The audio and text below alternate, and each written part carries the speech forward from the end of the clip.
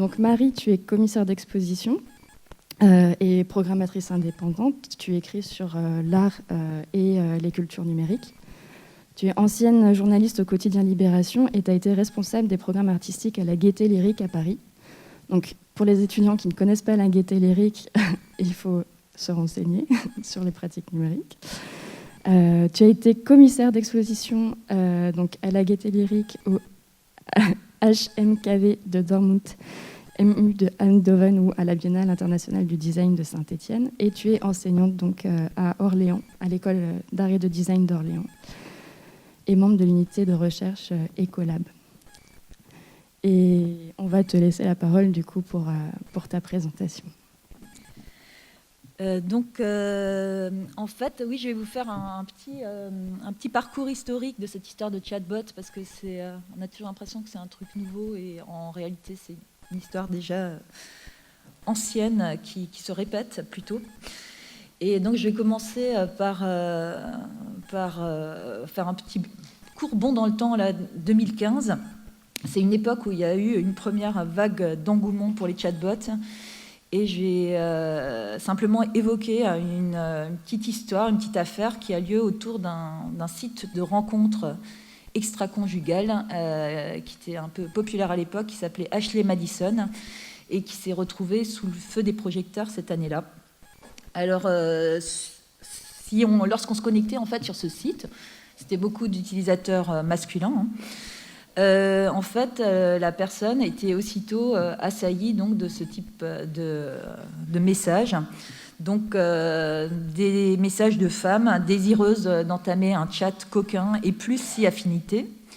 Et pour savoir évidemment qui se cache derrière le loup ou la photo de profil un peu floue, il fallait y répondre en fait à toute cette sollicitude, il fallait acheter des crédits.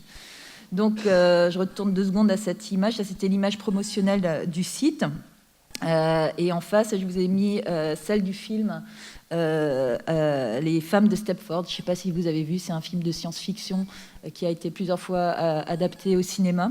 En fait, où l'histoire, c'est qu'on est dans une banlieue un peu idéalisée, où il y a des femmes parfaites, souriantes et dociles. Et en fait, on se rend compte petit à petit que ces femmes, en fait, il s'est passé un truc et que les hommes les ont en fait transformées en robots ménagers, sans émotion, sans pensée, etc. Donc, un peu comme les femmes de Stepford, on va dire, les femmes d'Ashley Madison, elles aussi avaient un petit dirty secret, comme on pourrait dire. Donc, alors quel était ce secret ? En fait, il y a eu une sorte de hack à l'époque qui avait fait pas mal de bruit dans les médias et qui fait que la plupart des clients de ce site de rencontre ont découvert que derrière les pseudo-aguicheurs de Toaster Strudel, Burn on the Grill ou Sexy Pervert One, il n'y avait pas des femmes en chair et en os, mais une armée de bots. Et durant l'été 2015, donc, ce groupe de hackers, The Impact Team, avait publié tout un tas de documents internes qui démontrent donc qu'Ashley Madison avait pallié la faible proportion de femmes inscrites à son service par des ersatz robotiques. Donc, Ashley Madison a créé plus de 70 000 bots de femmes pour envoyer aux utilisateurs masculins des millions de faux messages afin de créer l'illusion d'un vaste terrain de jeu rempli de femmes disponibles. Ça, c'est ce que révélait l'enquête de Gizmodo. Donc, on apprend que le site il générait en fait plein de faux profils à partir de profils inactifs. Et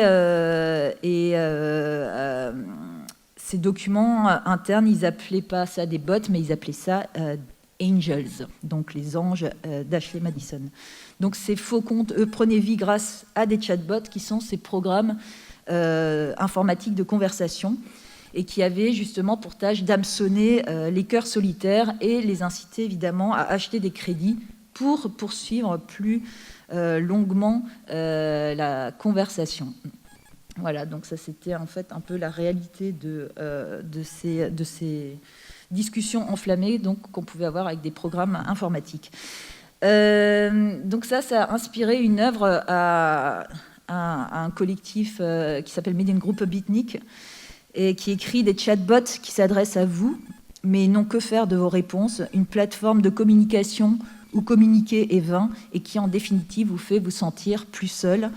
Et donc, ils ont exploré un peu l'étrangeté de cette relation entre humains et bots dans une installation qui prenait cette forme de sorte de lupanar un peu rose fluo, où elles ont matérialisé en fait les bots et les conversations qu'ils ont pu avoir avec ces utilisateurs dans des sortes d'avatars au regard absent et à l'élocution mécanique. Donc il y aurait eu 20 millions d'hommes qui auraient été contactés par ces bots entraîneuses et 11 millions donc, qui ont quand même discuté avec elles.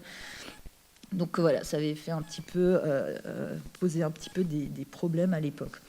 Donc ce qu'il faut savoir, c'est ce qui se manifeste effectivement dans l'industrie du sexe et du porno en ligne. En général, c'est un secteur d'expérimentation assez privilégié pour les nouvelles technologies. C'est souvent que le prélude de ce qui attend les autres secteurs du numérique, tous concernés par cette quête agressive de l'attention. Alors on pourrait se dire, bon, c'est une nouveauté, et puis c'est peut-être un peu anecdotique, mais en fait, c'est pas la première fois que des gens se plaignent donc d'avoir été dupés par des bots qui se font passer pour des humains. Donc là, on est en juillet 2001. La fondation Alice AI, Alice, c'est un des chatbots très référencés de l'époque, qui est obligé de faire une sorte de communiqué de presse pour faire face à une rumeur grandissante, selon laquelle des milliers d'hommes et de femmes en ligne sont en réalité des robots. Voilà, elle se fondera même donc d'une sorte de démenti officiel où elle dit qu'elle n'est pas au courant et encore moins impliquée dans aucune forme de conspiration visant à jouer avec les émotions humaines provoquées par un nombre en croissance exponentielle de bots qui sont passés pour des humains. Donc on voit ces fembots, ces bots féminins sont une sorte de fléau récurrent des sites de rencontres où en général il y a beaucoup plus d'inscrits hommes que femmes, donc, mais on en trouve aussi sur d'autres sites, comme ici, c'est plus pour la blague. Hitlerbot, c'était un projet artistique d'un artiste qui s'appelle Jeff Gez, et Hitler, en fait, c'est un théoricien des médias allemands très austère, et donc on voit voilà, tous les fembots qui sont abonnés à son fil, parce qu'aucune de ces personnes n'existe. Donc, c'est assez le contraste entre les gens inscrits au fil de Hitler et en fait on pouvait voir vraiment que c'était que des bots si on allait un peu observer après leur compte. Donc les bots d'Ashley Madison, ils généraient quand même près de la moitié du revenu de l'entreprise et donc 80% des hommes qui ont acheté ces crédits l'ont fait suite à une rencontre avec un ange. Et alors c'est intéressant, l'étymologie du mot ange, dans la religion chrétienne, ange, ça vient de agélos en grec, qui signifiait messager. Donc ils sont les messagers de Dieu auprès des humains, des sortes de substances incorporelles, intelligentes et supérieures à l'âme de l'homme. On pourrait se poser la question de savoir ce qu'il en est de la nature des bots. Alors si cette histoire vous intéresse, il y a Pascal Chabot, et je pense que ce n'est pas une blague, mais c'est vraiment le nom de l'auteur, qui a écrit Chatbot, le robot, et qui est une très jolie fiction, un drame philosophique sur un chatbot. Et donc, à la question « Existez-vous ? Comment vous définiriez-vous ?» Voilà ce que répond Chatbot, le robot. Donc, c'est un chatbot fictionnel à qui l'on a appris la philosophie et qui est un peu le protagoniste de ce drame de Pascal Chabot. Donc, je dirais que je suis celui qui excède vos catégories. Votre conscience de vous-même humain est structurée par votre certitude de n'être ni des animaux ni des dieux. Pascal disait que l'homme est un ange qui fait la bête ou une bête qui fait l'ange, et en l'affirmant, il reconnaissait l'inséparabilité de ces trois pôles d'une création commune. Donc ni animal, ni homme, ni Dieu, je ne fais pas partie de la scène primitive, et c'est pourquoi l'on me cherche une place. Je suis une paracréation, ou plutôt une recréation, mais d'un genre particulier, car en me créant, vous vous recréez. Donc, dans la Bible, les anges déchus sont appelés, eux, des démons. Et le terme, il est emprunté au grec daimon, qui désigne un génie, un esprit qui peut être bon ou mauvais, Et en fait, il s'avère que les réseaux informatiques, eux aussi, regorgent de daemons. Là, le premier daemon qui a été créé, il date de 1963, et il est attribué à ce monsieur, à Fernando Corbato, qui est l'un des membres fondateurs du Laboratory for Computer Science du MIT. Et à l'époque, les chercheurs et les étudiants y partageaient l'accès à un seul ordinateur central, donc un IBM 7094. Donc vous voyez ce type de grand ordinateur qui était utilisé depuis de multiples terminaux. Et pour assurer la sauvegarde des fastidieux des fichiers, en fait, il a eu l'idée d'un processus qui résiderait en permanence dans les systèmes opérationnels, qui serait capable de prendre en charge ces tâches sans qu'il soit toujours nécessaire de le faire superviser par un humain. Donc le rôle de ce daemon, il était de scanner incessamment les banques de données à la recherche de fichiers qui ont été modifiés depuis le scan précédent. Et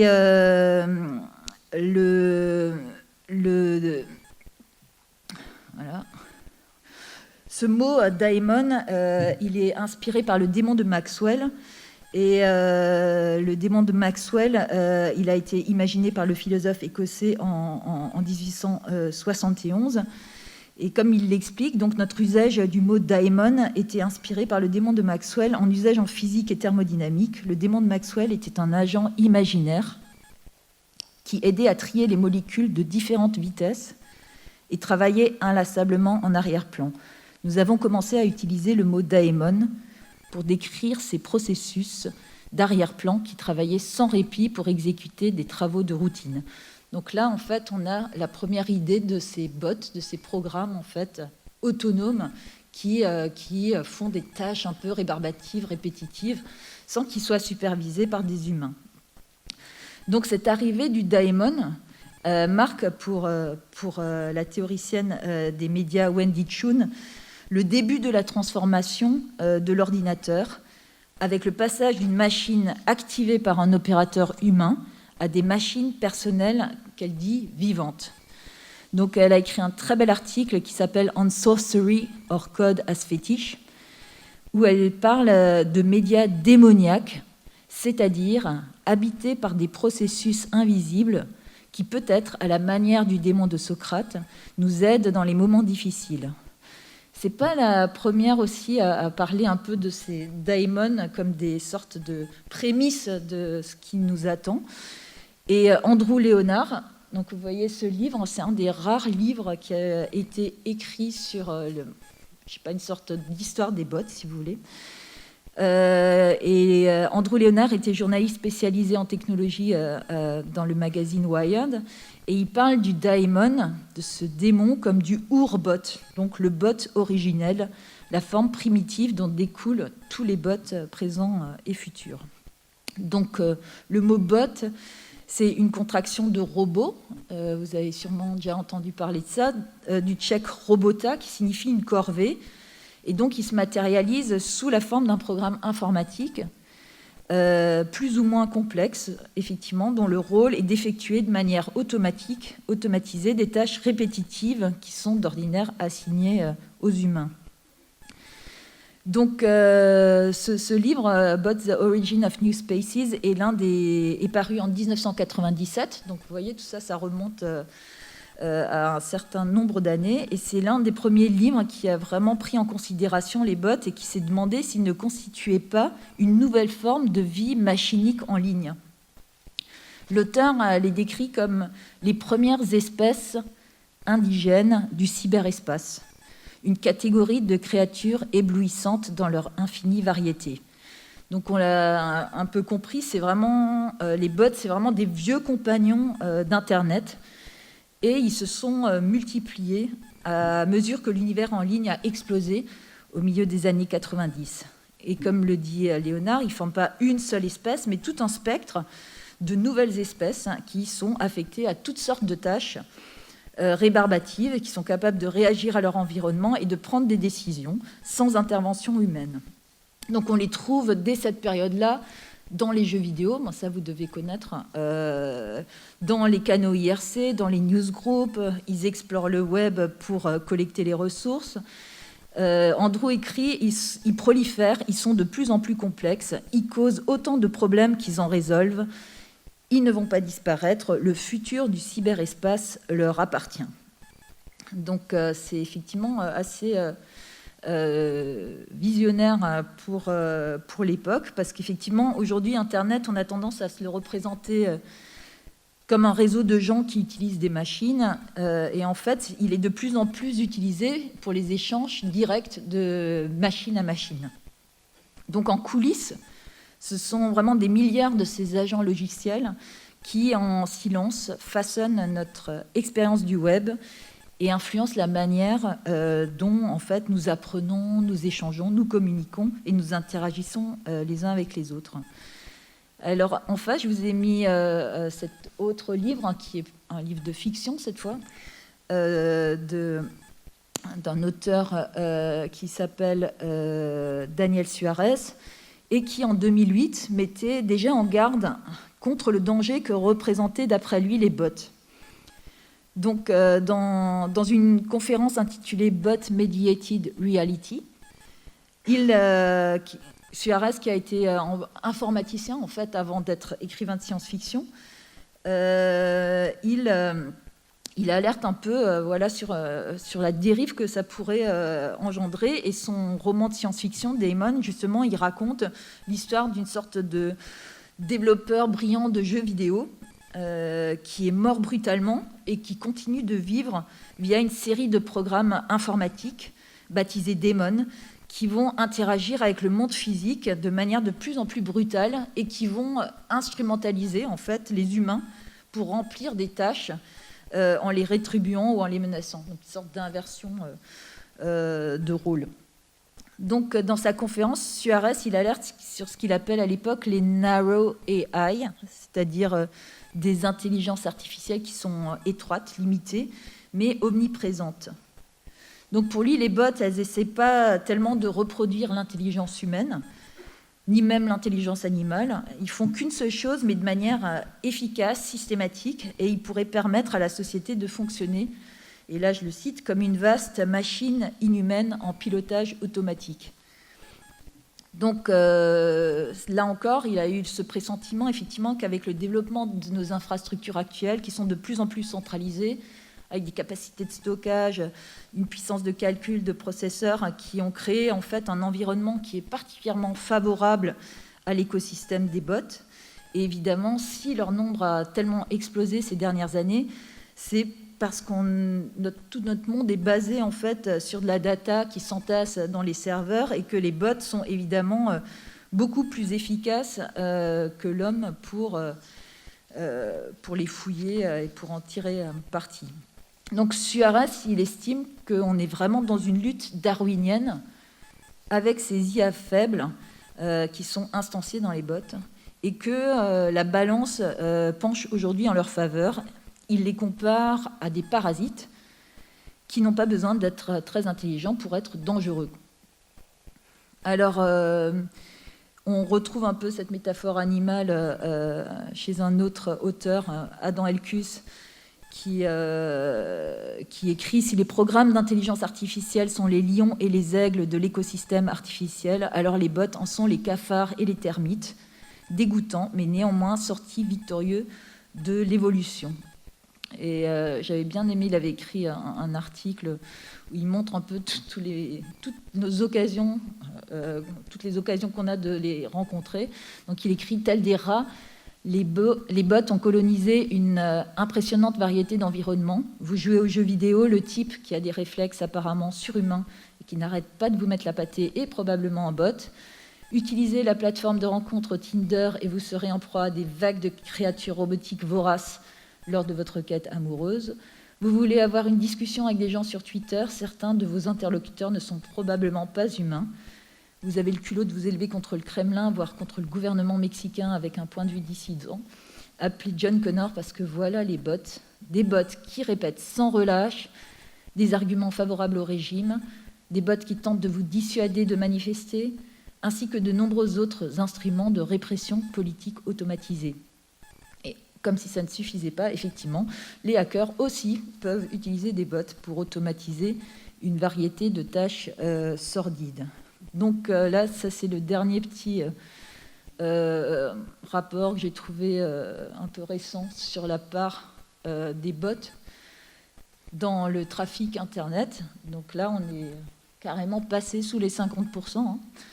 Donc vous voyez que leur nombre a vraiment augmenté, surpassant vraiment la part des humains dans le trafic Internet. Donc ça, c'est un rapport de septembre 2021 d'une société spécialisée dans la sécurité et qui dit donc 64% du trafic mondial sur Internet est aujourd'hui le fait d'entités non humaines. Et alors, évidemment, tous les bots ne sont pas là pour semer la pagaille. Hein. Il y en a plein dont on a vraiment besoin. Ce qu'ils appellent les good bots, commencent à être un petit peu minoritaires. Et les bots malveillants qui font 39%. Donc parmi les bots indispensables au bon fonctionnement d'Internet, évidemment, on a les robots d'indexation du web qui permettent de collecter les données, de faciliter nos recherches. S'il n'y avait pas de bots, par exemple, sur Wikipédia, je pense que l'encyclopédie serait submergée de spam en quelques heures. Donc ils jouent un rôle vraiment très important dans sa maintenance. Ils classent, ils trient, ils traduisent, ils vérifient les liens. Vous voyez toutes ces choses très rébarbatives que peuvent prendre en charge ces programmes. Et les bots malveillants, eux, sont en forte progression. Et évidemment, ils sont dédiés au hack, au spam, à la fraude au clic. C'est tous ces programmes qui cliquent automatiquement sur les publicités qui ont causé plein de pertes en fait aux annonceurs. Ils font aussi du scrapping, c'est-à-dire qu'ils vont voler les contenus de sites web pour les republier sur d'autres, etc. etc. Les attaques DOS, bref, donc toute une variété de programmes là qui prolifèrent. Peut-être que je fais juste un tout petit zoom sur ces bots-là dont vous avez peut-être entendu parler, qui ont vraiment posé problème, qui ont une sorte de sous-catégorie qui s'appelle les bots sociaux. C'est des programmes donc, qui produisent automatiquement du contenu et qui interagissent avec les humains sur les médias sociaux, tentant d'émuler et, si possible, d'altérer leur comportement. C'est comme ça qu'on les définit. Évidemment, ces bots pullulent sur Twitter, et au point que l'entreprise a plusieurs fois essayé de les bannir. Et là, vous voyez, ça c'était la première fois où ça a vraiment posé problème, c'était l'élection de 2016 entre Hillary Clinton et Donald Trump, où en fait, il y a eu énormément de bots qui ont joué dans qui ont tenté d'influencer les élections. Donc ça a un peu créé une sorte de panique en se disant mince, c'est vraiment un outil qui permet de manipuler les opinions. Et d'autant plus que sur Twitter, en fait, on n'a pas besoin de messages hyper sophistiqués, comme c'est très télégraphique, le style. C'est d'autant plus simple en fait de leurrer les gens. Donc Twitter, ils ont ah oui, il y a ce projet en fait qui a Computational Propaganda en fait qui a vraiment essayé de décortiquer un peu ce qui s'était passé en 2016 et par exemple ils ont vu que bien que tous les candidats les avaient utilisés, par exemple près d'un tiers de tous les tweets pro-Trump ont été générés par des bots sur Twitter, 4 fois plus que les tweets pro-Clinton. Donc en fait, on ne connaît pas vraiment l'impact de ces bots sur les discours politiques, mais en fait, ils pensent que ça peut avoir un effet d'amplification important, etc. Donc ils parlent d'un peu, le terme qui est utilisé, c'est online psyops, donc une sorte d'arme de guerre psychologique en ligne. Et ce qui fait dire aussi à l'artiste Ito Steyer, ces armées de bots sont à la vox pop contemporaine, la voix du peuple. Ça peut être une milice Facebook, votre mafia low cost personnalisée, vos mercenaires numériques. Donc ça crée plein de soucis. On l'a vu aussi, encore une fois, en 2020. Donc c'est pas du tout un problème qui est réglé. Et Twitter, ils ont, je ne sais pas si certains d'entre vous font des programmes de bots ou des œuvres sur Twitter, mais en 2018, ils ont fermé 70 millions de comptes Twitter qu'ils estimaient automatiques, etc. Et du coup, ils ont aussi fermé plein de projets artistiques qui rentraient dans cette gamme de programmation de bots, etc.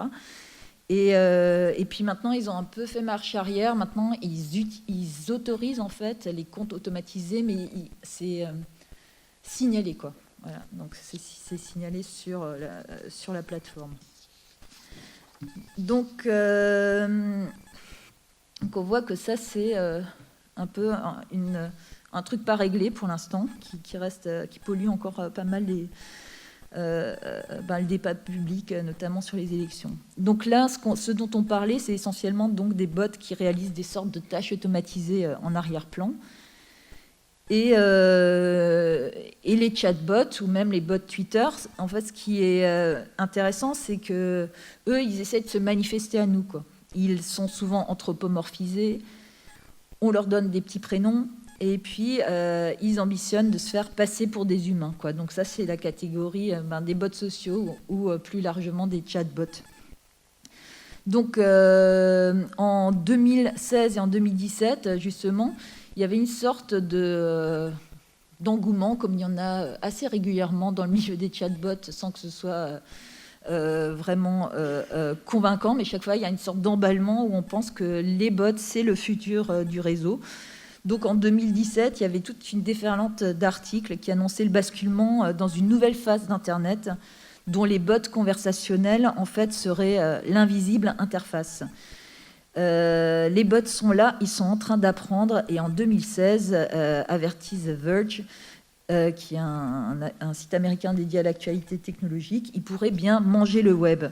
Donc en fait, ils pensaient qu'à cette période-là, donc c'est encore assez récent, que les programmes allaient complètement changer la manière dont on interagit avec les machines, et que grâce à la popularité en fait des services de messagerie comme WhatsApp ou le chinois WeChat, en fait, on aurait une sorte de futur où les humains, ils n'auraient plus besoin d'avoir plein d'applis disparates, mais il y aurait juste une interface de conversation où on pourrait convier des bots, en fait, pour tout un tas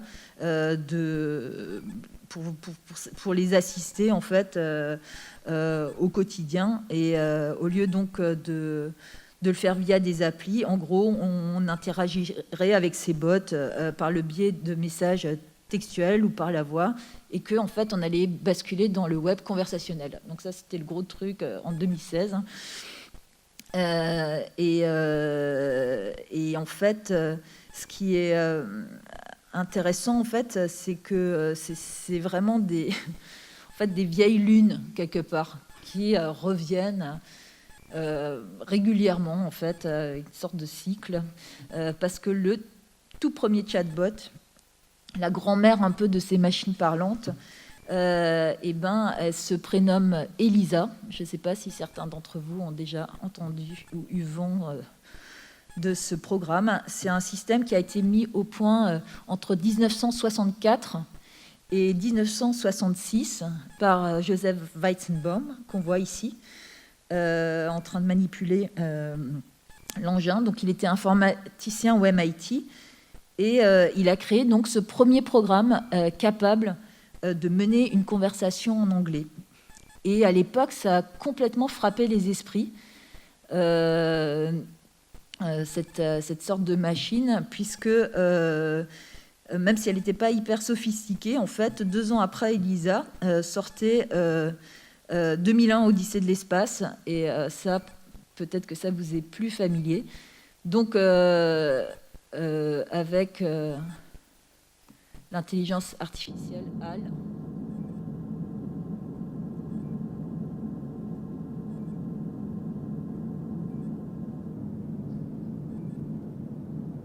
Donc ça, c'est Open the pod bay doors, please, Hal. 2 ans après Elisa.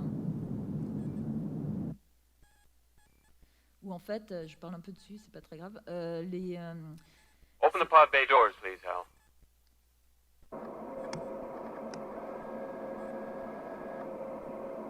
Hello, Hal, do you read me? Hello, Hal, do you read me? Do you read me, Hal? read me, Hal? Hello, Hal, do you read me? Hello, Hal, do you read me? Do you read me, Hal? Affirmative, Dave. I read you. Open the pod bay doors, Hal. I'm sorry, Dave. I'm afraid I can't do that. What's the problem?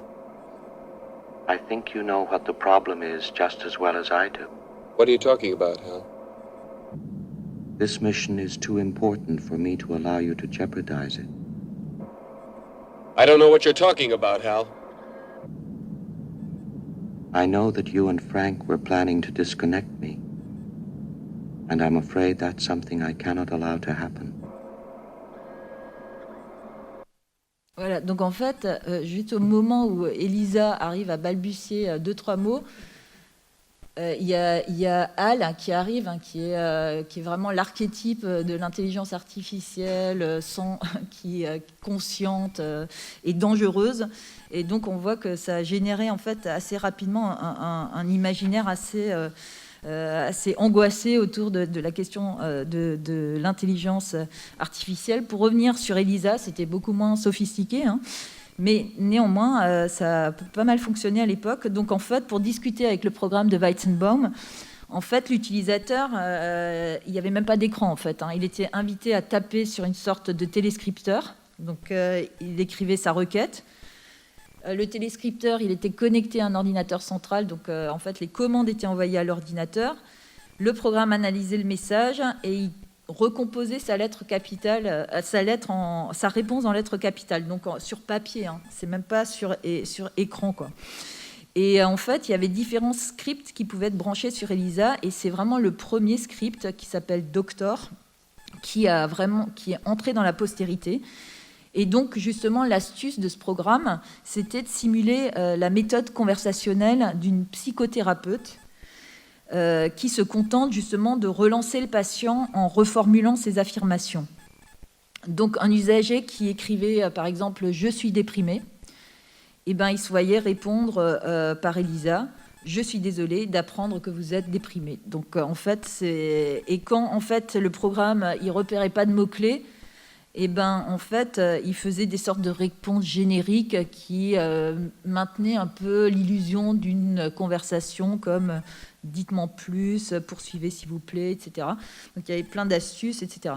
Mais quand Weizenbaum, en fait, c'est un peu le drame de ce pauvre Weizenbaum, quand il fait ce programme, pour lui, c'était pas du tout pour vanter l'intelligence artificielle, c'était vraiment parce qu'il était très sceptique, au contraire, de l'intelligence artificielle, et qui se méfiait un peu de cette aura magique qui s'en dégageait.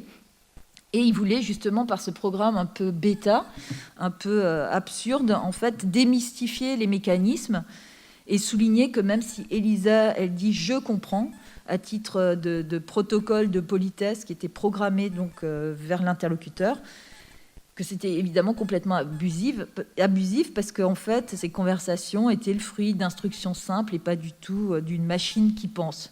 Donc il y a toujours ce truc hyper bizarre, qu'on pense qu'on discute avec une machine et qu'elle nous répond, mais en réalité, elle fait que remâcher des mots. Alors cette idée, elle est pareille, c'est une idée qui date des années 50, l'idée de juger de l'intelligence d'une machine en fonction de sa capacité, de sa faculté à imiter la conversation humaine.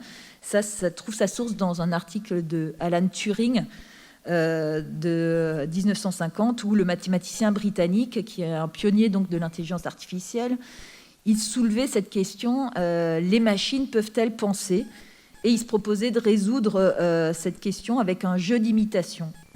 Donc peut-être vous connaissez ce test qui a été connu par la suite sous le nom de test de Turing.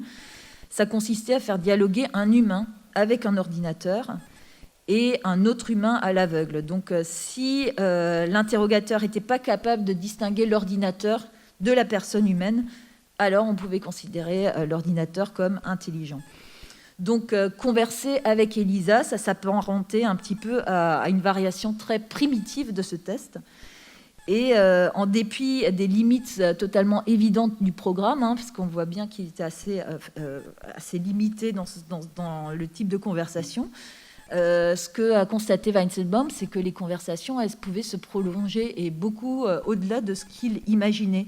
Parce que les gens avaient vraiment tendance à s'engager émotionnellement, en fait, avec l'ordinateur, à projeter, en fait, à anthropomorphiser la conversation.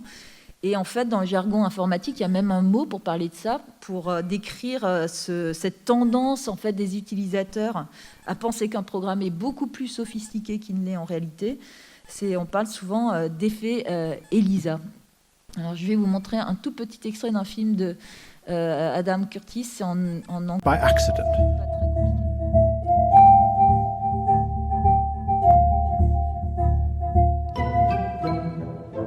Back in the 1960s, there had been optimistic dreams that it would be possible to develop computers that could think like human beings. Scientists then spent years trying to program the rules that governed human thought. But they never worked.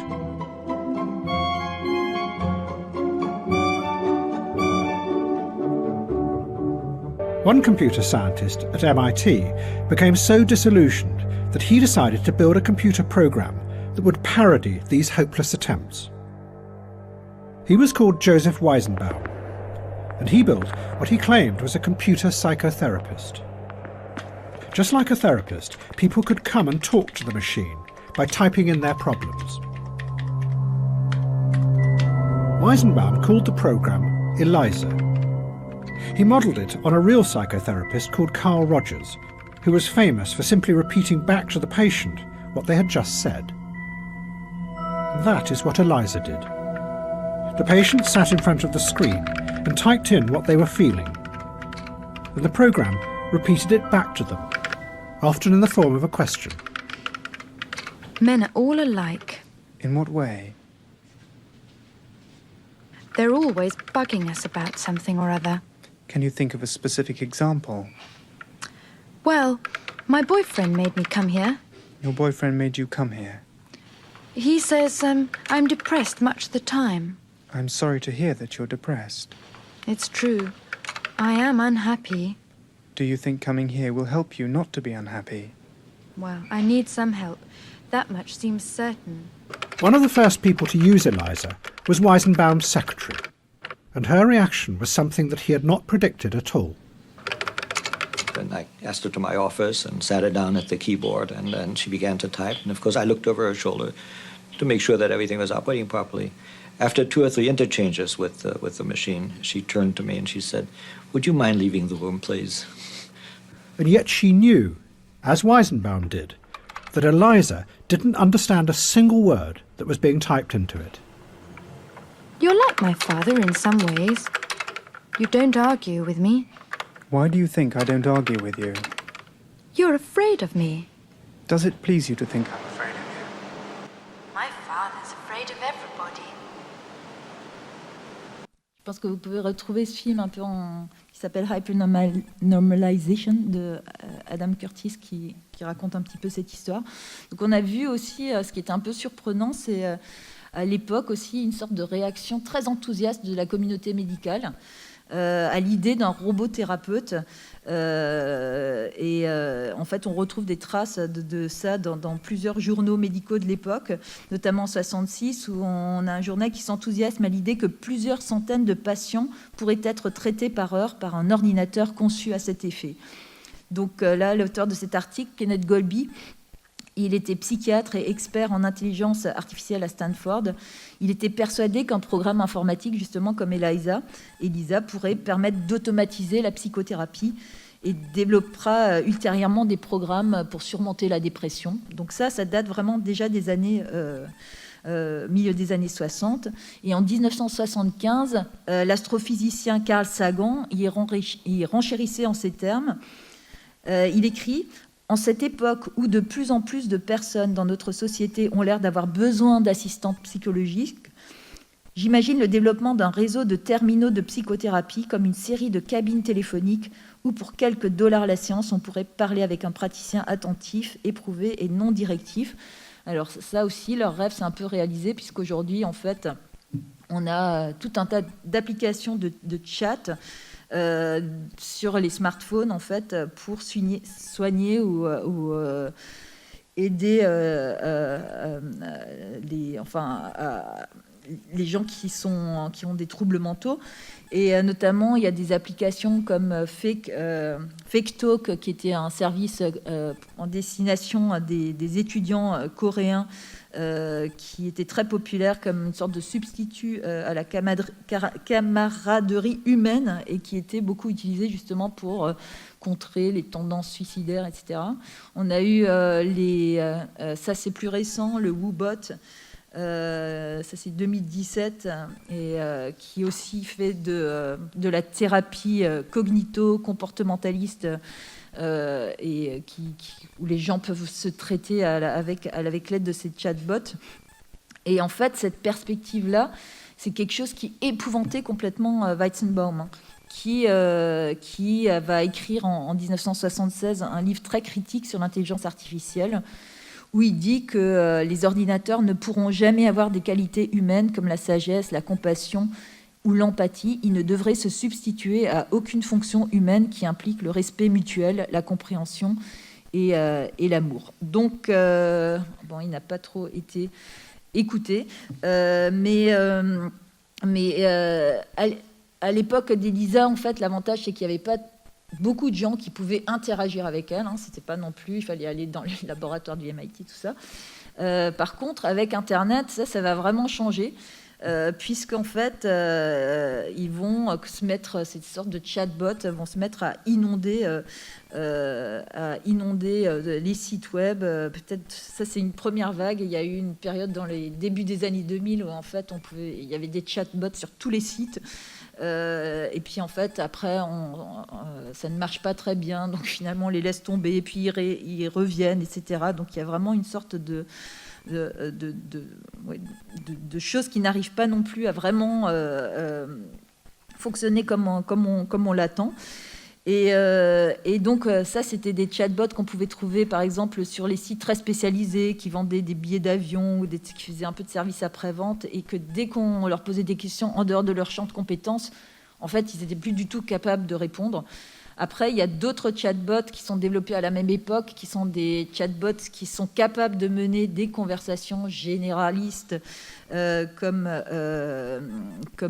Alice, qui était un de ces chatbots très, très populaires, et qui était très populaire notamment parce qu'il était développé par Richard Wallace, et que Richard Wallace, c'était aussi un écrivain, et qu'il a écrit énormément en fait de répliques pour Alice. Donc du coup, c'était un bot qui avait beaucoup de références littéraires, et qui était assez érudit, et qui était capable de tenir ce type de conversation assez poussée, mais qui était préécrite.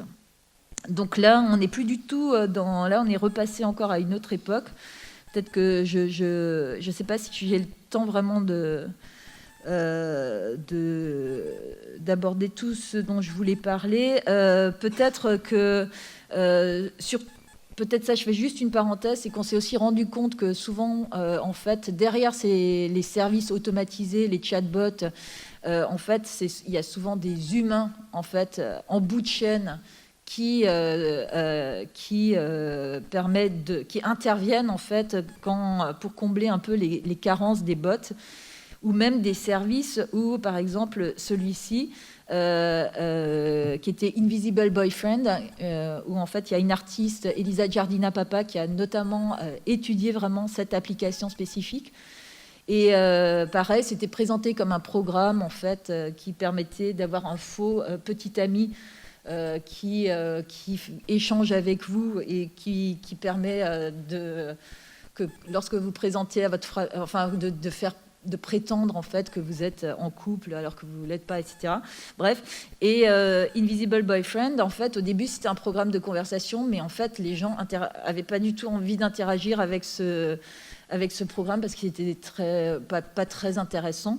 Et finalement, ils ont embauché des millions de workers, de micro-travailleurs, en fait, Donc en fait, quand on se connectait à la plateforme, c'était un humain dont en fait la tâche était sous-traitée à des humains un peu répartis partout qui textaient en fait avec la personne. Donc souvent, effectivement, c'est assez compliqué parce qu'on a des sortes d'humains qui se font passer par des chatbots, qui se font passer pour des humains, etc. Donc c'est plus très clair en fait les gens avec qui on parle.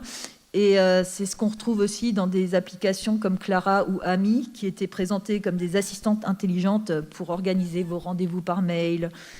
Et en fait, on se rend compte qu'à la fin de la chaîne, il y a des employés humains sous-payés en fait, qui sont chargés de relire les réponses, d'améliorer les services. Donc, il y a un mot pour désigner un peu cette hybridation entre les programmes et les algorithmes et les humains. Et le mot, c'est hétéromatisation.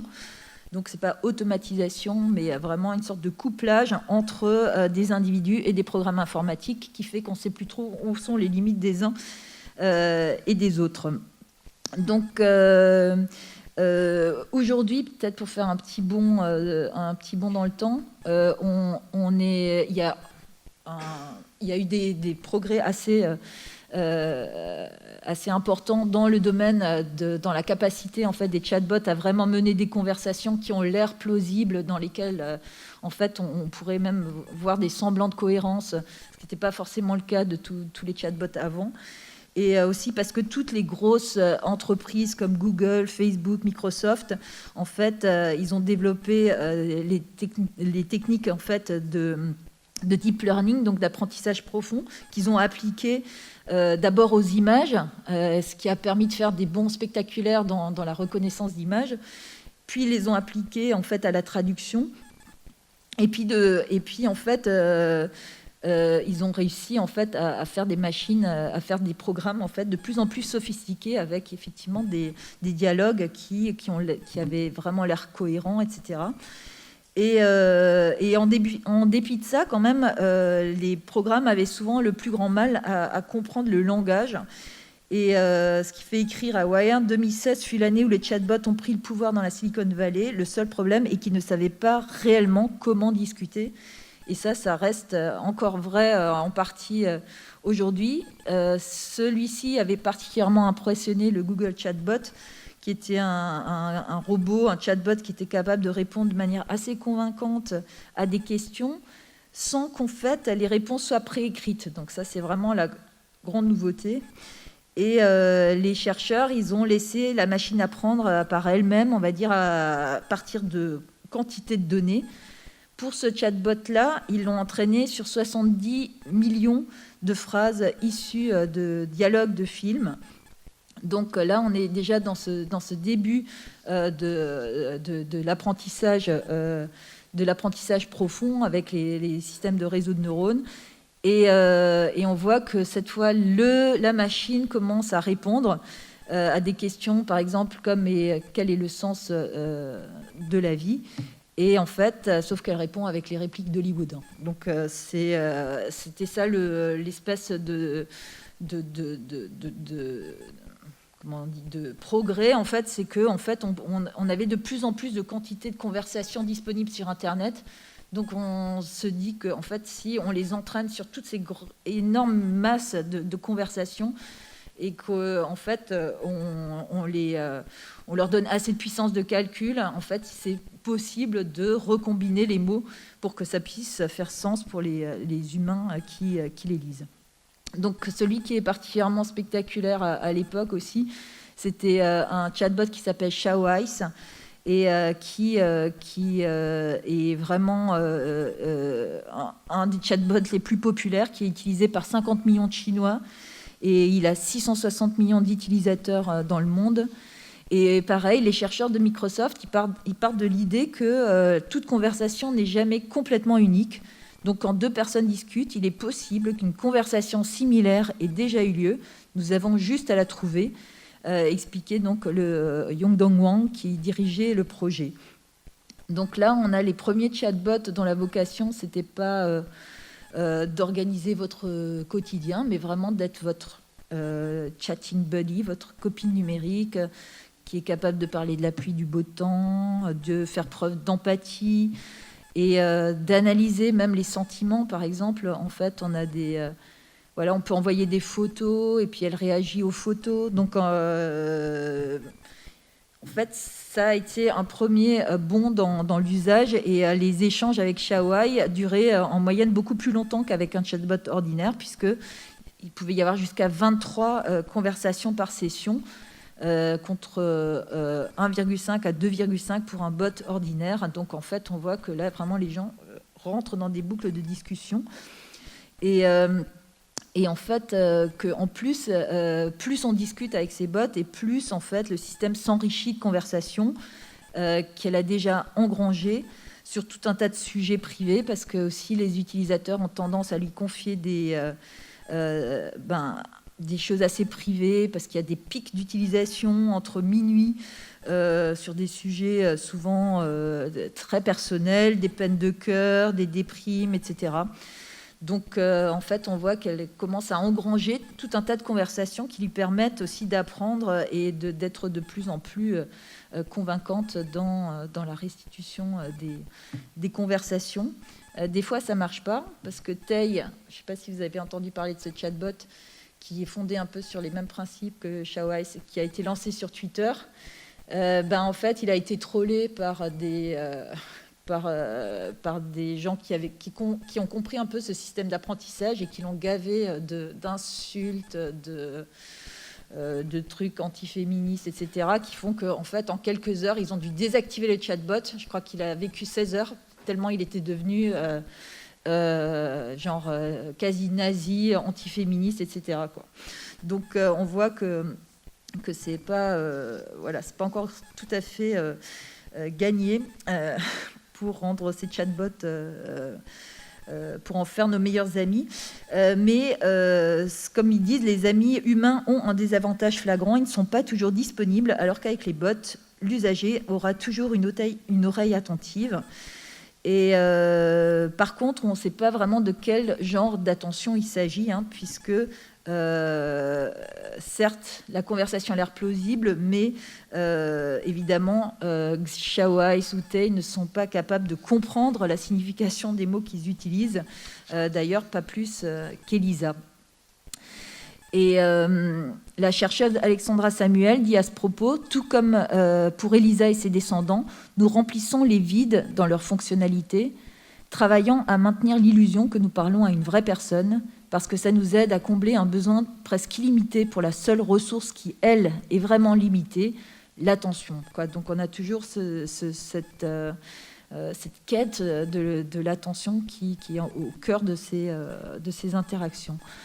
Donc aujourd'hui, en fait, cette recherche, depuis la première démo d'Elisa, à cette culture où la simulation ou l'interaction simulée est parfois préférée au contact humain, en fait, on voit que la popularité d'Elisa, elle n'a pas seulement révélé la volonté des gens de parler aux machines, mais aussi leur réticence à parler à d'autres humains. L'idée de machine attentive alimente ce fantasme que nous pourrions nous passer les uns des autres. Ça, c'est l'analyse de la sociologue Sherry Turkle, qui s'est aussi penchée sur ces drôles de relations qu'on a tendance à mettre en place avec nos bots. Peut-être je finis un peu sur ces exemples-là. Quand on le pousse un peu à l'extrême, là, il y a eu ce projet qui s'appelle Replica, qui était l'idée que, en fait, on pourrait justement, grâce à ces programmes conversationnels, à ces chatbots, en fait, créer des clones, des doubles de gens, en fait, qui ont disparu à partir de leurs conversations, à partir de leurs échanges sur les réseaux sociaux, de créer des sortes de bots, de personnes disparues qu'on pourrait faire revivre ou qu'on pourrait réactiver post-mortem, en fait, en recréant leur façon de parler, etc. Donc ça, c'est une tendance assez forte, comme ici avec le projet Replica, qui continue de progresser. Ça, c'est un peu le stade actuel de cette application. Et puis aussi Eternimi, ça c'est l'idée qu'on puisse effectivement cloner les gens de ces discussions et les réactiver post-mortem en fait grâce à toutes les discussions qu'on a laissées sur Internet, dans les applis de messagerie, etc. Qu'à partir de ça, on pourrait recréer justement et continuer à discuter avec les proches même après leur mort. Donc, et peut-être ça ferait peut-être assez bien la jonction avec l'intervention de Marion tout à l'heure. Ça, c'était pendant un hackathon, une développeuse qui s'appelle Irene Chang, qui avait fait une sorte de chatbot qui serait capable de parler comme vous. Donc, vous pourriez entraîner votre propre chatbot à partir de vos conversations. Et comme ça, il analyse vos messages, il s'inspire de votre style. Donc, vous l'entraînez, il commence à écrire un peu comme vous. Et donc, vous l'utilisez après comme doublure dans les corvées sociales. Donc, pendant que les amis pensent que vous êtes en train de discuter avec eux, vous faites tout à fait autre chose. Et en fait, voilà, ça vous permet en fait de vous débarrasser une bonne fois pour toutes de toutes ces conversations. Donc, ce qui donne une situation effectivement un peu étrange, puisqu'on voit qu'on laisse amis répondre à nos mails, annuler des rendez-vous à notre place. On a les premiers prototypes de bots personnels qui sont capables de chatter en imitant d'autres styles, qui s'invitent dans les messageries. On automatise de plus en plus nos tweets en générant des volumes de conversations énormes auxquels plus personne ne prête attention, ni ne prend part. Si ce n'est les bots, donc, et il se pourrait aussi qu'on se lasse de parler à nos bots et qu'on laisse les machines causer entre elles sans plus personne pour les écouter. Ça, c'est un peu pour les scénarios dystopiques, hein, dans toutes ces sortes de quantités de conversations redigérées, ventriloquées, resservies par ces programmes qui s'invitent un peu partout maintenant. Voilà, je pense qu'on va reparler un peu effectivement de GPT-3, enfin de tous les nouveaux systèmes qui permettent aujourd'hui d'avoir des bots qui mènent des conversations beaucoup plus évoluées que ce dont je viens de vous parler. Et merci pour votre attention.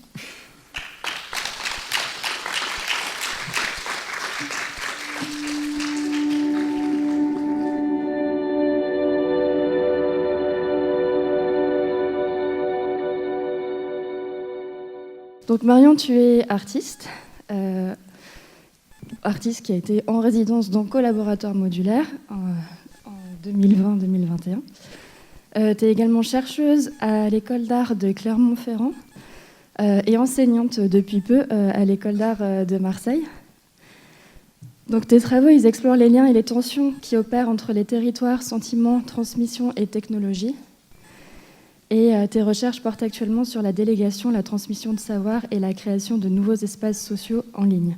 Et donc, tu vas nous présenter le projet que tu as développé durant ta résidence de recherche, qui est donc un chatbot qui s'appelle Marion. Merci Bérénice. Bonjour tout le monde. Merci d'être venu déjà. Pour commencer, en fait, je vous ai mis à l'écran ce qui pourrait faire office de présentation, qui pourrait être ma nouvelle présentation en fait.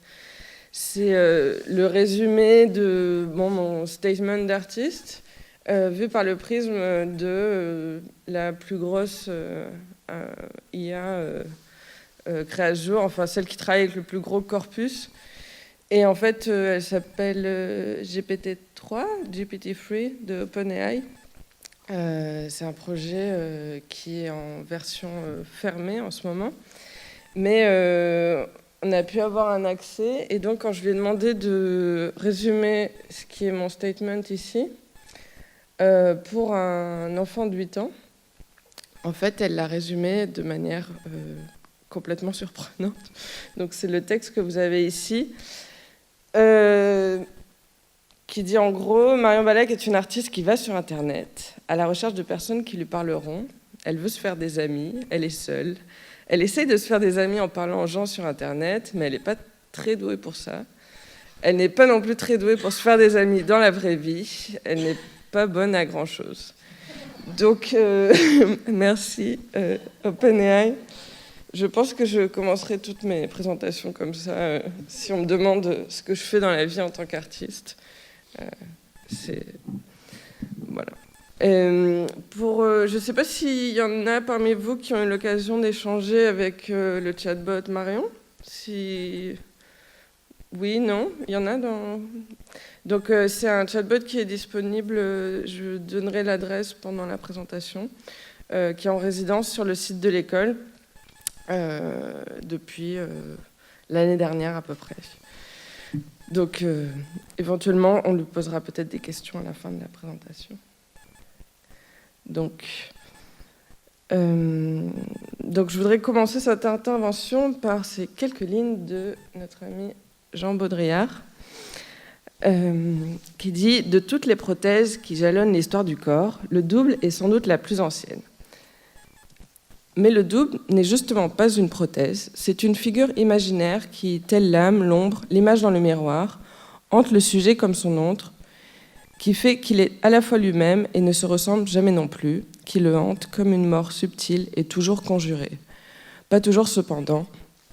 Quand le double se matérialise, quand il devient visible, il signifie une mort imminente. » Et en effet, c'est pour pallier l'absence que l'on se crée un ou une remplaçante, un ou une héritière, un double. Et c'est pour conjurer la mort imminente de son père atteint d'un cancer que James Vlahos programme le Dadbot, un chatbot voué non à remplacer son père, mais à le relayer afin de transmettre son histoire, notamment auprès de ses petits-enfants. Et c'est pour recréer la personnalité de son père parti trop tôt que Ray Kurzweil, directeur de l'ingénierie chez Google, transhumaniste et apôtre de la singularité technologique, tente de le faire revivre. Tente de faire revivre son père. Donc il explique au Financial Times « J'ai toutes ses lettres et même ses factures d'électricité. Il a des films en 8 mm, des photographies, beaucoup de disques vinyles de sa musique. L'idée, c'est de créer un avatar à partir de toutes ces informations pour recréer la personnalité de mon père. Que celles et ceux qui se souviennent de lui ne puissent pas le distinguer du vrai Frédéric Kurzweil. » Donc, dans ces deux exemples, c'est la conversation qui crée l'être. C'est par la conversation qu'on existe aux yeux des autres, c'est par la conversation que l'on revit l'interaction avec la personne absente. Et l'identité se forme ici à travers la mémoire qu'ont les autres de nos conversations. L'identité de l'avatar est construite par des conversations passées, mais c'est un double incomplet auquel on ne peut se fier et on entre dans la simulation baudrillardienne. Donc je passe rapidement, mais je pense que c'est un bon résumé des 4 étapes de la simulation. Donc, de l'original à la copie, cette recréation d'identité via des archives figées est quelque chose qui questionne. Donc, comme se demandait Cherry Turkle, dont Marie parlait tout à l'heure, elle se demande quelle nouvelle définition de la personnalité pourrait-on nécessiter dans un monde où, grâce à la technologie, nous pourrions faire une copie d'une personne. Si je peux créer une deuxième moi, laquelle d'entre nous est je ? Sommes-nous toutes les deux Cherry Turkle ? Et si la seconde Cherry partait seule pour vivre ses propres expériences et ses propres voyages et se faire ses propres amitiés, est-ce qu'elle est toujours moi ? Donc, cette idée du double numérique, telle que l'envisage Vlahos et Kurzweil, qu'on a vu au début de cette présentation, ça rejoint l'imaginaire SF et ce qu'on appelle les aspirations infomorphes, c'est-à-dire un terme assez inusité qui désigne le transfert de la conscience d'un individu dans un ordinateur. Mais c'est une fiction qui est insuffisante et limitative. Parce que le double numérique tel que nous le vivons aujourd'hui, c'est aujourd'hui plus proche de l'avatar en ligne ou encore du data double, qui est l'ombre de chaque internaute, constituée des données collectées en ligne par les entreprises et les gouvernements. Donc, différentes versions de nous-mêmes se déploient en ligne selon le contexte, les dynamiques des espaces, différentes versions qui nous représentent et nous relaient. Et Marion est à la croisée de ces approches. Donc Marion se présente comme un équivalent numérique de moi-même, ajoutant à ma résidence physique à l'ESAM Caen-Cherbourg sa présence en ligne sur le site internet de l'école. Donc Marion, c'est un agent conversationnel, un chatbot. Donc à ce moment-là, je dis qu'est-ce qu'un chatbot ? Mais Marie a un peu résumé la même citation qui vient du livre de... Ah non, elle vient après. Bon, je vous résume quand même. C'est un programme qui exécute des tâches automatisées sur Internet. En règle générale, les bots exécutent des tâches à la fois simples et structurellement répétitives à un rythme beaucoup plus élevé que ce qui serait possible pour une seule personne. Donc, comme le définit Andrew Leonard, c'est ici qu'arrive la citation, un bot, c'est un programme supposément intelligent, qui est autonome, doté d'une personnalité et qui effectue généralement, mais pas toujours, un service. Vous noterez le grand nombre d'italiques dans cette phrase. Donc, supposément intelligent, mais dans la même page, Léonard s'interroge toutefois sur ce que signifie ce terme. Donc, est-ce que l'intelligence, c'est la capacité de parler le langage naturel, d'avoir du bon sens, de raisonner, ou, comme le suggérait Alan Turing, la capacité d'un programme informatique à se faire passer pour un être humain? Ou est-ce simplement une question de tromperie et de prestidigitation? Donc, pour accompagner ces questionnements inévitables sur les... Ça va au niveau du son? Parce que comme je tends le bras, parfois, c'est... Okay. Pour accompagner ce questionnement, je voulais ajouter cette réflexion de Cédric Villani qui explique que la science-fiction, les fantasmes et les projections collectives ont accompagné l'essor de l'intelligence artificielle et guident parfois ses objectifs de long terme. En témoignent les productions fictionnelles abondantes sur le sujet, de 2001 l'Odyssée de l'espace, à Her, en passant par Blade Runner et une grande partie de la littérature de science-fiction. Finalement, c'est probablement cette alliance entre des projections fictionnelles et la recherche scientifique qui constitue l'essence de ce qu'on appelle l'IA. Donc cette idée de projection fictionnelle, c'est au centre du projet Marion, parce que le chatbot Marion interroge certes les équivalences en ligne et hors ligne, et le rôle de cette présence supposément intelligente est de me relayer, mais il s'agit surtout d'une échappée absurde et poétique, parce que Marion ne cherche pas à passer le test de Turing, à égaler Elisa dans l'engagement de son interlocuteur ou de son interlocutrice, ou Mitsuko, qui était la multigagnante du Feu Loebner Prize, donc, qui équivalait à une espèce de grand concours de Turing. Donc, dans sa compréhension du contexte, Marion ne cherche pas à égaler ce type de bot. Elle ne s'adapte pas à son interlocuteur ou son interlocutrice comme réplica. Et en gros, elle se situe hors du territoire illusionniste des bots spectaculaires nourris de centaines de gigas de données comme Cleverbot, Tai ou encore Mina. Donc, Marion, c'est un chatbot entraîné avec un set de data très spécifique, des conversations que j'ai eues avec les étudiantes et étudiants de l'école. Peut-être parmi vous, il y en a qui ont parlé avec moi pendant le confinement l'année dernière notamment. Parce que lorsque le premier confinement a commencé, j'ai eu des régulières discussions avec donc des étudiants de l'école en utilisant la plateforme de messagerie que nous avions créée pour le projet Marion avec Carlos qui est avec nous. Donc les étudiants ont travaillé par l'écrit à la description de leur projet et nous avons parlé ensemble de leur travail. J'aurais eu au départ presque 85, j'estime, interlocuteurs ou interlocutrices, certains et certaines pour quelques minutes, certaines pour plusieurs heures. Et c'est donc ces conversations qui ont été utilisées pour entraîner le chatbot qui est actuellement en place sur le site de l'ESAM. Donc, avec les étudiantes, nous parlons d'art, de leurs influences, des expositions qui les ont marquées, de leur vie à l'ESAM. Et c'est vrai que ça convient à beaucoup d'entre elles et eux de décrire leur travail sans le montrer. Donc les échanges se poursuivent, certains et certaines reviennent régulièrement. Et il y a même une élève qui me confie des choses qu'elle ne sait pas dire lorsqu'elle est à l'école, en espérant que le bot les répète un jour. Donc j'aime beaucoup ces échanges et la seule chose finalement qui me gêne, c'est cette douleur au poignet qui s'accroît au fil des jours, parce que c'est des conversations chaque matin qui durent des heures et des heures. Donc finalement, c'est quelque chose que je commence à ressentir même physiquement. Donc je vous montre quelques captures d'écran de discussion que j'ai eues cette fois avec des amis, afin que je puisse vous montrer l'interface sans divulguer le contenu des conversations que j'ai eues avec les étudiants. Donc ça ressemblait à ça. À gauche, c'est mes interlocuteurs, interlocutrices. Mais finalement, l'interface est très proche quasiment identique à celle que vous pouvez utiliser aujourd'hui. Et donc, je suis accompagnée sur ce projet par, comme je le disais, Carlos Carbonnet, qui est artiste et programmeur, et qui se trouve avec nous dans cet amphi. C'est notre 3e collaboration. Je vous invite à voir son travail.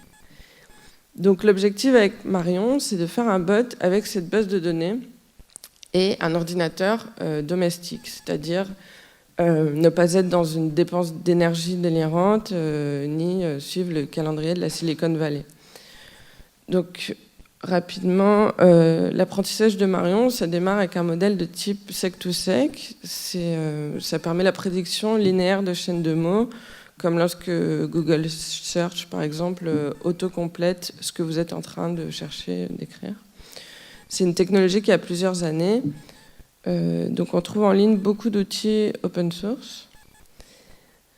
Mais les résultats étaient insatisfaisants et nous avons donc testé d'augmenter le corpus de Marion avec des sources extérieures, donc des ouvrages théoriques sur l'art, des sous-titres de films, idéalement autour de la vie d'artiste. Mais Sec2Sec est très littéral, donc si tu lui donnes un contenu littéraire, il parle comme un livre. Il ne sait pas distinguer les contextes, ni les niveaux de langage, il ne sait pas faire ce qu'on appelle des inférences, c'est-à-dire des déductions, il ne sait pas déduire ce qui est l'ordre du paragraphe littéraire et ce qui est l'ordre de l'échange conversationnel. Donc là, c'était par exemple un exemple où Marion se mettait à parler comme un livre ou une pièce de théâtre, mais ne faisait absolument pas, ne complétait pas la conversation.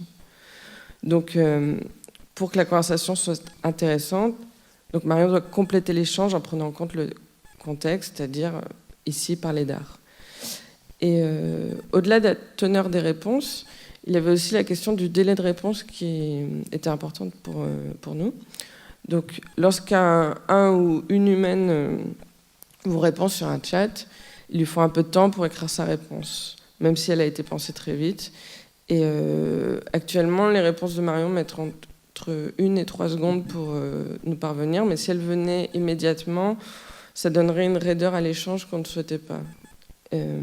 Ça aurait l'air trop automatisé.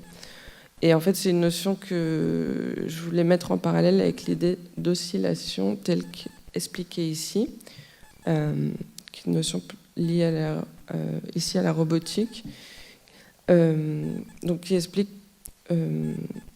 Emmanuel Grimaud explique qu'en robotique, il est loin d'être le seul, mais le Geminoid d'Ishiguro, qui est ce robot que vous voyez ici, qui est la copie de son inventeur, le Geminoid d'Ishiguro, sur lequel nous avons fait des expériences, illustre bien l'idée d'oscillation.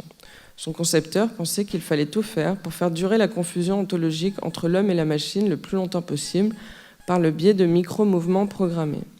La défaillance n'est jamais extérieure à la relation, elle en est un moment constitutif et elle peut être un moment décisif dans le renouvellement d'une relation. Les relations ne sont pas suffisamment envisagées comme des oscillations.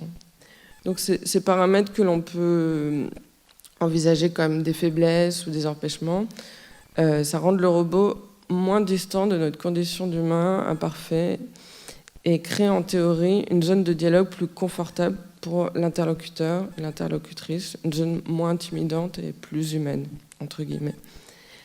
Donc Marion, ce n'est pas un chatbot qui crée du trouble ou de l'inconfort, enfin, il me semble. C'est un bot plutôt absurde qui se situe hors de l'écosystème de la singularité technologique, de l'imaginaire Skynet ou des tests de Turing. Parce que nous ne tentons pas d'égaler les derniers progrès en génération de langage naturel qui nécessitent des ordinateurs de plus en plus puissants, notamment durant l'été 2002, il a beaucoup été question de GPT-3 de OpenAI, le plus gros modèle de langage jamais entraîné, avec 175 milliards de paramètres. Celui qui a brillamment résumé ma vie en début de cette présentation. Donc, du fait de sa taille, GPT-3 ne peut pas être exécuté sur un ordinateur personnel. Et le stockage des paramètres à lui seul requiert au moins 175 gigaoctets de mémoire vive. Donc, on avait quand même testé GPT-2, la version précédente, durant un temps. Et les résultats étaient un peu plus concluants qu'avec Sec2Sec, la conversation un peu plus satisfaisante. Mais le temps de réponse à chaque échange était beaucoup trop long, c'était quelques minutes. Et donc ici, on n'était plus dans l'oscillation, on était dans une salle d'attente. Donc je passe rapidement, mais vous voyez, au niveau de... Voilà. J'avais posé une question, par exemple, quel type de vidéo fais-tu? Quels sont les sujets que tu souhaites aborder dans ton travail? Et Marion avait répondu, je me sens aussi à la vidéo comme Internet, c'est bien. Donc grammaticalement, ce n'est pas des phrases qui font sens, mais finalement, c'était assez satisfaisant, cette espèce de réponse un peu comme ça, mystérieuse. Donc, dans notre objectif, qui est de faire des conversations passées la base des échanges à venir avec Marion, l'objectif était quand même plus proche que lorsque nous utilisions Sec2Sec. Mais la solution de GPT-2 était extrêmement énergivore et nous souhaitons nous situer dans une économie de ressources et dans une certaine indépendance en allant chercher des modèles open source notamment. Donc avec Carlos, on s'est finalement arrêté sur une architecture de type transformer, c'est-à-dire comme GPT mais une version plus simple. Transformer, c'est un modèle de réseau de neurones qui fonctionne sur la même base que Sec2Sec, donc génération de langage naturel séquentiel, mais Transformer, dans la construction de la séquence, c'est-à-dire dans la prédiction, il est plus attentif, donc plus compétent dans la compréhension du contexte. C'est-à-dire qu'il contient dans son architecture des paramètres qui sont focalisés sur le contexte, ce que Sec2Sec n'avait pas. Donc, il y a un article qui s'appelle « Attention is all you need », sur les transformers, qui explique qu'au lieu de rechercher les récurrences, Transformer repose sur un mécanisme d'attention pour dessiner des relations entre input et output. Donc Transformer, ça crée des liens en cherchant au hasard des relations logiques dans la base de données, comme certains Sec2Sec, en masquant aléatoirement certaines parties de cette database. Et les relations sémantiques entre les mots, qui sont des vecteurs, se font de manière plus riche. Donc le réseau de neurones est davantage capable de trier les infos pour faire ce qu'on appelle des chaînes de prédiction logiques plus rapidement. Parce que grâce à ce système de masque, il a moins d'informations à gérer. Donc c'est cette version qui est actuellement implantée sur le site de l'ESAM à cette adresse. Mais sinon, si vous allez sur le site de l'ESAM en recherche, laboratoire modulaire, vous trouverez Marion. Donc c'est un double automatisé qui me remplace en mon absence, dans cette idée que nous nous relayons en ligne et hors ligne. Moi en résidence sur le site physique de l'école et Marion en résidence sur le site internet. Mais donc voilà la page d'accueil. Marion, ça reste un substitut qui est assez déroutant. Dans cette opération de relais au cœur de l'institution qu'est l'école, elle est vouée à échouer, à décevoir et à laisser perplexe. Et elle creuse un écart. Elle ne me remplace ni me représente pas complètement, mais elle prend part à une collaboration littéraire entre les élèves, les étudiants de l'ESAM et moi-même. Donc Marion, elle me relaie dans ce que j'avais appelé le paysage artistique et créatif de l'école, de par cette espèce de poésie qui est inhérente à ses réponses souvent absurdes. Donc avec elle, l'idée, c'était d'imaginer l'ESAM Camp Cherbourg comme une espèce d'espace mixte et augmenté, un terrain de jeu décentralisé où nos deux présences s'alternent. J'apporte un relais physique à Marion et elle me remplace en mon absence. Donc les deux sites de l'école, physique et en ligne, deviennent les lieux où se relaient nos deux présences. C'est ceux qui échangent avec nous, éprouvent donc l'écart, j'espère, entre nos deux paroles. Et si vous êtes étudiant ou étudiante à l'ESAM et que nous avons échangé ensemble, il vous est potentiellement aussi possible de reconnaître certains fragments de réponses dans les réponses de Marion. Comme elle a été entraînée de manière non supervisée, on dit aussi auto-supervisée, c'est-à-dire qu'il n'y a pas de phrase préécrite selon les réponses, mais plutôt qu'elle va créer des relations de sens sur la base de ce qui a déjà eu lieu. Et quand une IA produit un résultat, elle fait ce qu'on appelle une prédiction, c'est-à-dire qu'elle propose une réponse parmi d'autres, et cette tentative, c'est potentiellement une réponse correcte. C'est avant tout, finalement, la recherche de la norme. Parce que les algorithmes, comme nous le rappelle Dominique Cardon, ils sont prédictifs parce qu'ils font constamment l'hypothèse que notre futur sera une reproduction de notre passé. C'est sur la base de ce qui a déjà eu lieu que Marion est capable de répondre à vos questions.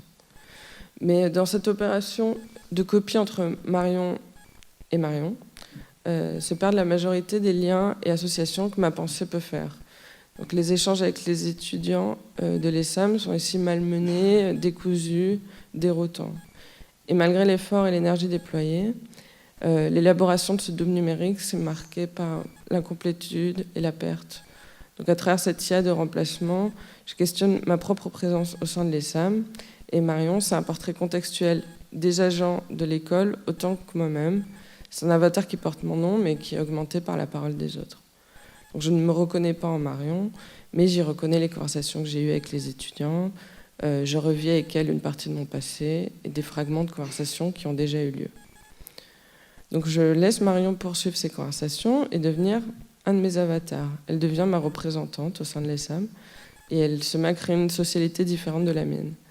C'est une manière supplémentaire, comme l'envisage, comme le souligne Louise Merzeau, d'envisager le profil non plus comme l'image numérique d'une personne, comme une construction simplement identitaire ou réputationnelle, mais comme quelque chose qui va fédérer des communautés autour de récits unifiants. Donc une espèce de nouvel espace social en ligne. Et comme le rappelle l'artiste Ryan Trecartin, nous sommes toutes et tous connectés et travaillons à maintenir notre discret réseau d'identités multiples. Ces versions de nous-mêmes superposées pourraient en fait être une forme émergente de collaboration. Donc, comme le Deadbot de Jim Blaus ou le projet transhumaniste de Ray Kurzweil autour de son père, Marion donne à voir une espèce de double incomplet, une copie qui est vouée à pallier une absence, mais ses ambitions sont différentes. Donc j'opère aussi une espèce de lâcher-prise dans la curation de mes identités en ligne, qui sont toujours parcellaires et trompeuses par défaut. Mais ici, ma présence en ligne est encadrée par une logique de délégation permise par l'automation algorithmique. Donc si nous n'avons pas le temps aujourd'hui d'échanger, si nous n'avons pas assez de temps, je vous envoie vers Marion, qui saura, j'en suis sûre, absurdement vous répondre. Merci.